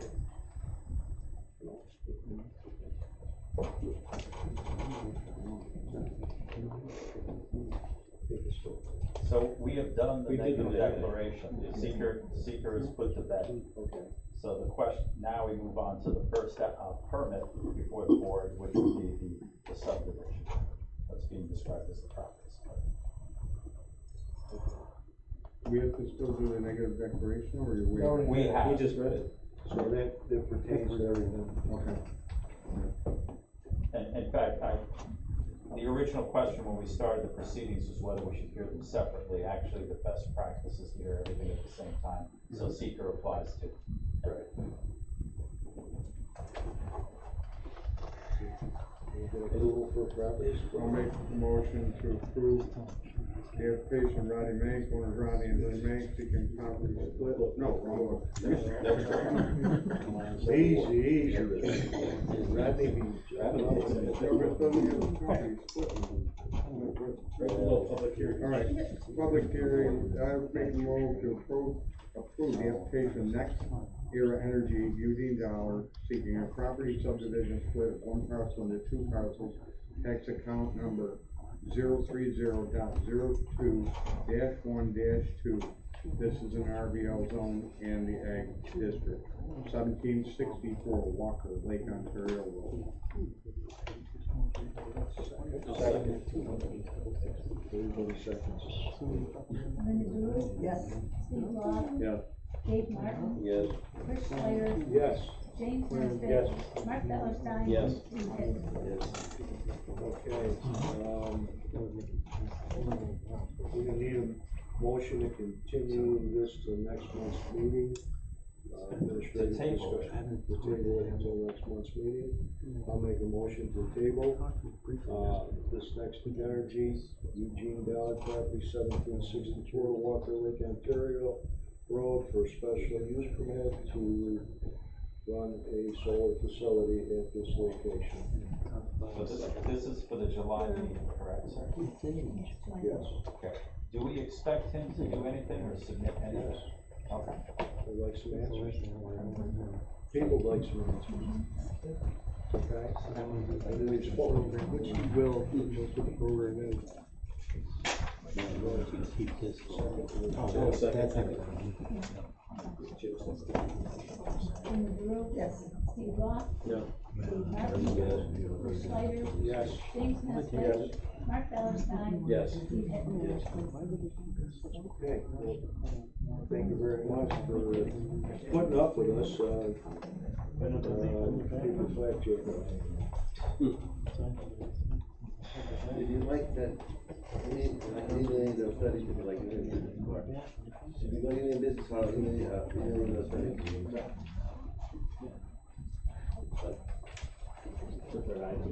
I'll provide you the studies, You got a business card on Okay. We've been here for a little while, hour and a half, greatly so. Next item on the agenda is a discussion, for possible direction for property use of 307 Drake Road, Rodney, and there's also a representative from his engineer. And, go ahead, JD. Okay, some of the questions and directions for the engineer's representative here. Yes. And what Rodney wants to do, there was some new drawings submitted.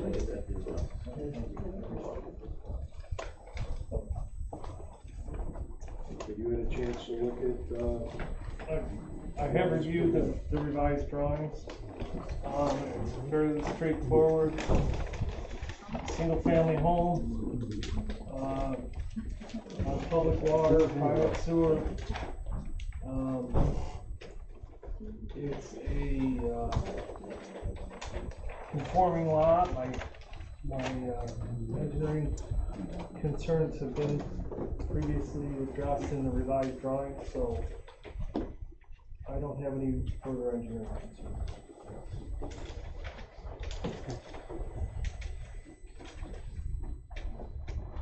Keith, have you had a chance to look at any of this? Have you seen any of the information? I was a bit unclear as to what's going on here. You're submitting to the county clerk a plat. Correct. It's something will be submitted to the county clerk. And it's going to show how many lots? 2 lots. Okay. Because I'm looking at the inset, it's referred to as lot 1, lot R2B, lot R2A. So the original lot designation is lot 1. Is that what's going on here? I think it was a subdivision. Yeah, this one right here is the big lot, and then we just took 5 acres off of that. We gave them their 100-foot right away what they needed. That's not my question. No, I think he's talking about this one here. Right. Oh, this, which one? This is the lot where the house is gonna go. Yeah, we know that. This is all lot 1. This is becoming 2A and 2B, R2A and 2B. We're abandoning the original non-conforming. There's some semantics. With So we'll change that if you like. That probably should be listed as R1B. R1A and Yeah, R1. exactly. Yeah. Okay. And you're showing on the inset that this reaches back to Sandy Creek, but does it? To the shore of Sandy Creek? Yeah. I think yes.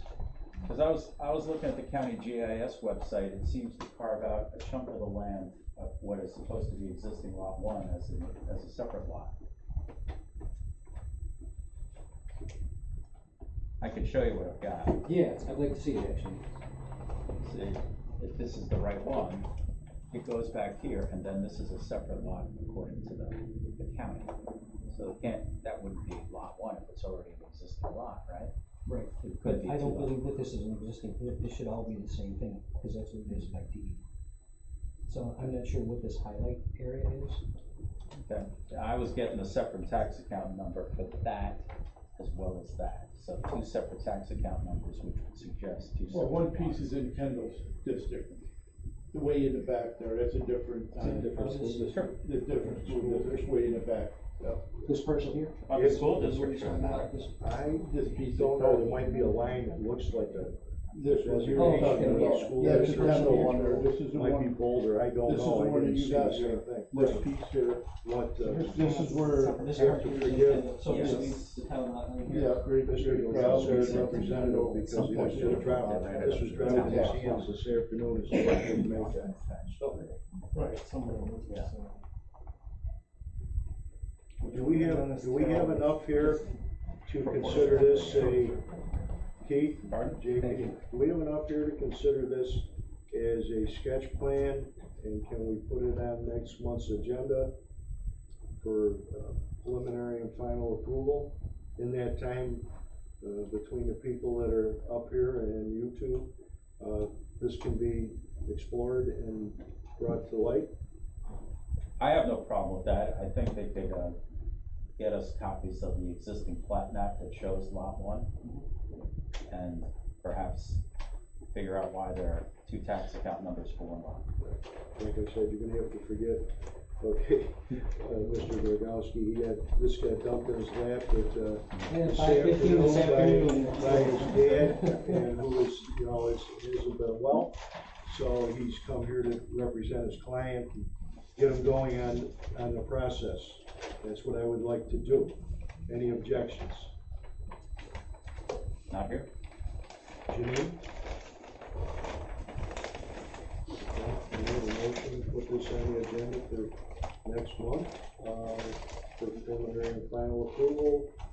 Once we get the okay through engineer and architect. Second. Call the vote, please. Who made the first motion? I will. Jim does. And you did. I did. Okay. Okay, Linda Giroux. Yes. Steve Law. Yes. Dave Martin. Yes. Bruce Schleider, Yes. James Nesbitt. Yes. Mark Vallerstein. Yes. Steve Hittner. Yes. Okay. We clear? I think we're all set. Good. Thank you so very much. Compared to what we just had before, this was pretty easy. Thank you very much. Excuse me. Want to do some smiles in the audience for a change and so I no more yawning. Richard. Oh. Anyways. That's my bedtime.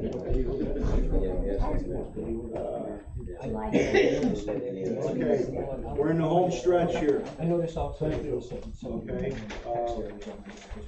take a couple deep breaths of oxygen and then I have jump one other up. question for you. There was one on here. All right, probably have a. This one here, just a comment. Hang on a minute. Yeah. I'll make sure that that's.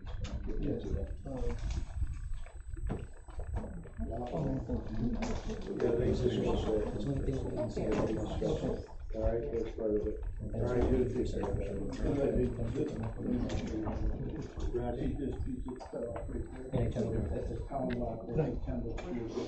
There's a separate attachment drawing. You guys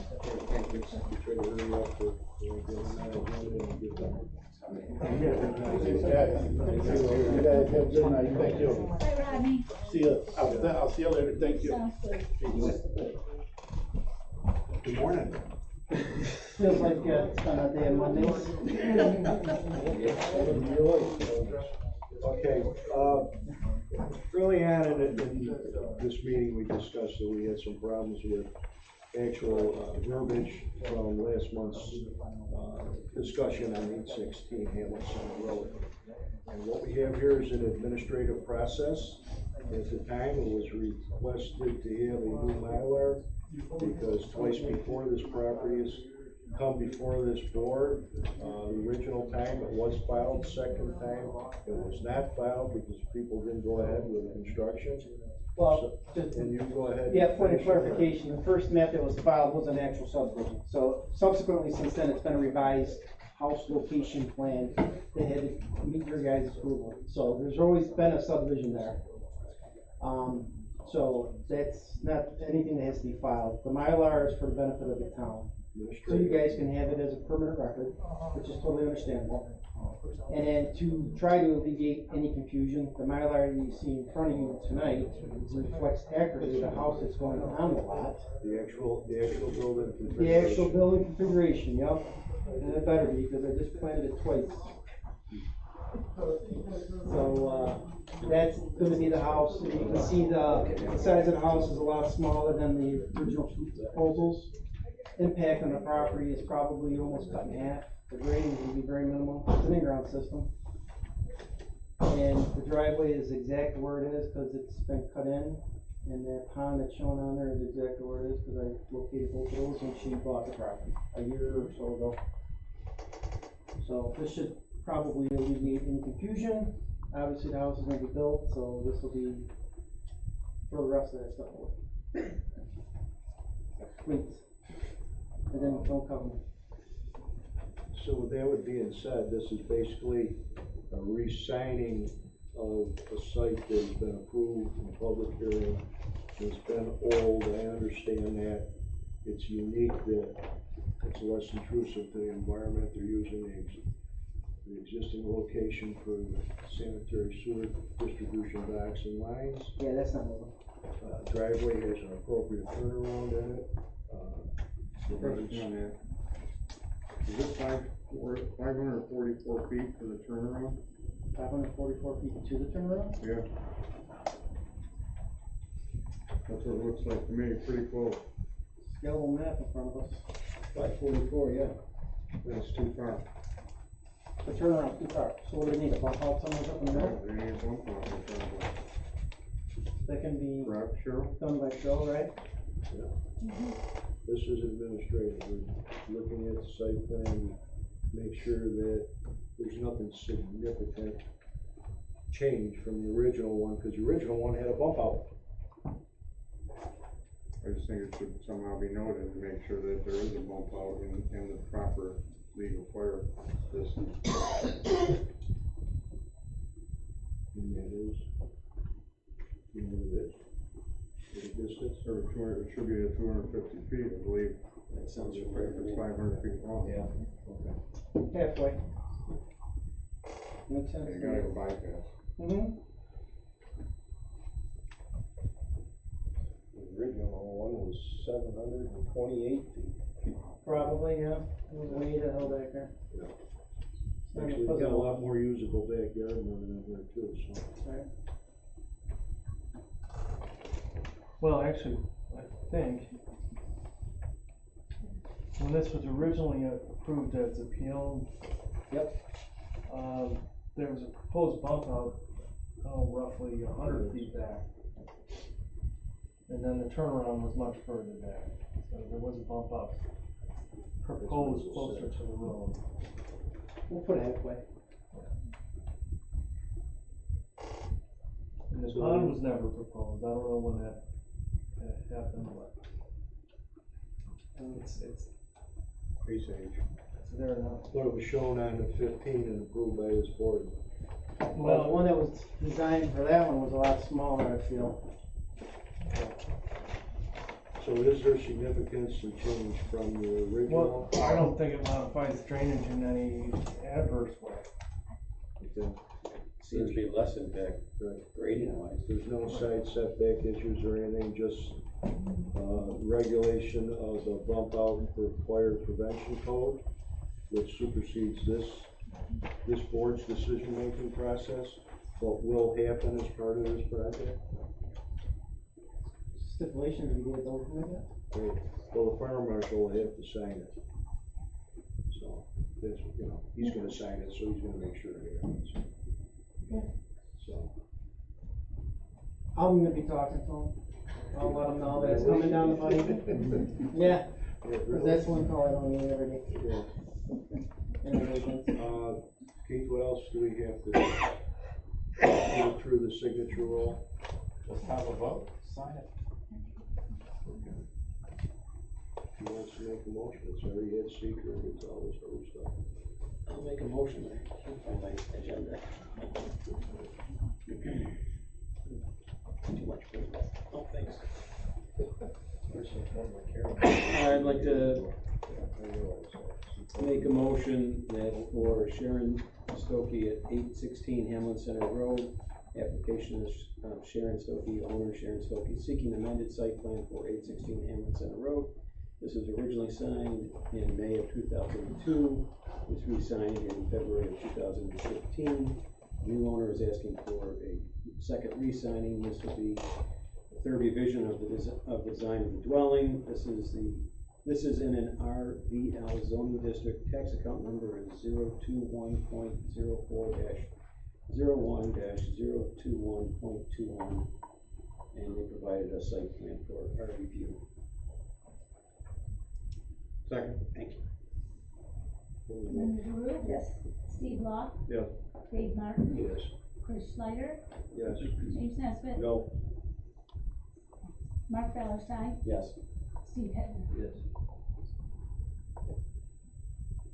All set?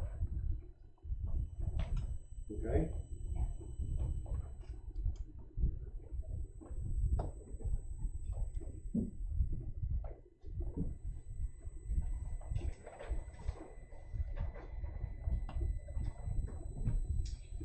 Have a good night.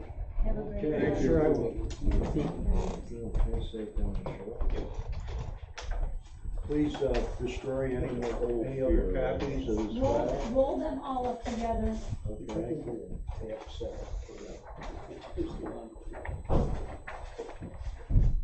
All right, we've had a lot of discussion here tonight. This is the internal discussion portion of this meeting that we talk to each other. Janine from the Environmental or Conservation Board, excuse me. No, things are quiet for us, I don't really have anything to add tonight.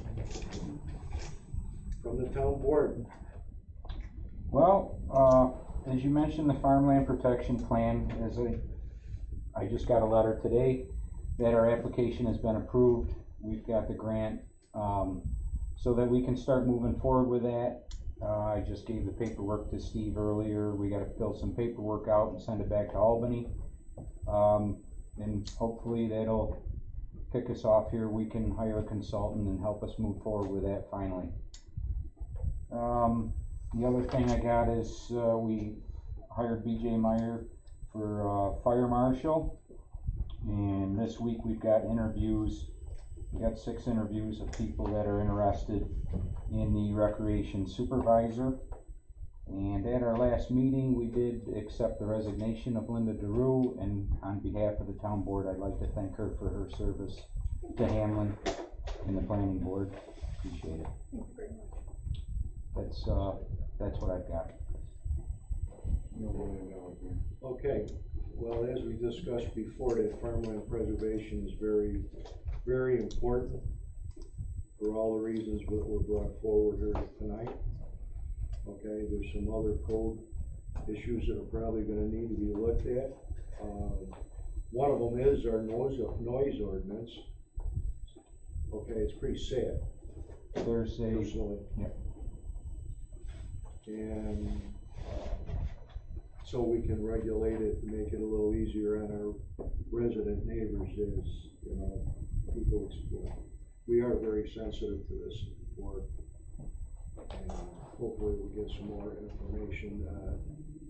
Ed, I can't help but say, were you here just to be part of it? I've known Ed for a long time in the construction. No, I think I business. had some confusing, talks with Cheryl and, and I realized But you I shouldn't guys be do here, I this. thought I'd stay and see how things went. Okay. Brave guy. I got my mouth shut through most, all of it, so I'm pretty proud of that. So am I. Actually. But anyways, if there was something unique. No, I'm just a concerned citizen and seeing how things run. Good. I wish more people do that. And, sometimes the only way to find out is to go and pay attention. I know it's true that we're a bedroom community, but there's a lot that goes into this. A lot of background, there's a lot of talent up here, and they try very hard to use it justifully. The only thing I could say about the earlier stuff, when I know you kind of mentioned me out there, was with the SWIP and stuff like that, these guys do not follow that. So any bite you can put into that, I as a contractor, we're held to a higher standard than what some people are. You know it, and I take pride in that, how the company I work for does things, but the one up in Brockport that's being done, how there wasn't an accident with those guys up there while we were working there is amazing. People gotta get involved. That's all there is to it. I mean, all the hard work, cause I used to do those for a while and turn them all in, and I mean, you'd stay home night doing them to make sure they're done, and rainfall and gauges, and then, you know, the agencies that should regulate it aren't there for those things unless you actually call and make a complaint. Okay. Now, if that's what it takes to show that the actual contractors out there, from your point of view, at least on your jobs and some of the other ones, are actually, you are held to a different standard. Maybe racially so, because you can make it right. Yeah. Okay, some companies do, some companies don't. That's entirely true. Anybody from the board have anything other than what I might have to say to Linda? I'm gonna miss her sitting next to me. Oh, thank you. Oh, that's nothing. It's been very, a good learning experience. How many years has it been? I think it's only 4 years. 4? She's a newbie. I know. I don't know, she's been, as a friend, she's followed the politics of Hamlin for a while. She ran for supervisor at one time, and we've had some very, very good discussions over the course of the year, because she's a businesswoman, okay? And she also knows about ground and building and construction, and so she's not a newbie to that. No. And I wish both you and John good luck with this next chapter in your life. Thank you. And it's been a pleasure having you on the board. It's been a pleasure being here with everyone. So with that being said, can I have a little round of applause?